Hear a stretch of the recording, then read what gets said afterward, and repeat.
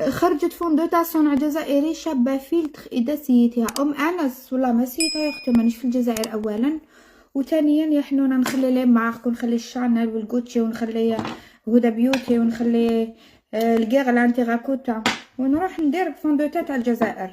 على كل حال مانيش نطيح بالسلعة الجزائرية بصح يا أختي، هادوما سنين وسنين وهما يختبروا في لي برودوي تاعهم باش خرجوهم وداو عليهم حنونه لا نوت مونديالمون. نروح انا ندير فوندوتا تاع الجزائر اللي حيبوسه مازال ما خدموهاش حاشا المصنتين، وشنو حاجه نديرها في وجهي. نو نو انا با بزوا اختي، هادوك اللي يا اخي الجزائريين كيحبوا يطلعوا برودوي تاعنا يطلعوه كيما المرجان، حبوا يطلعوها طلعوها. دوك تشوفي وكيحبوا يريبوه منتوج يريبوه تاني. كيف اختي ساس باس كوم في الجزائر، ما على باليش الا الدول العربيه الاخرين هكذا، بصح انا اوتونك جزائريه نقول لك ساس باس كوم في الجزائر.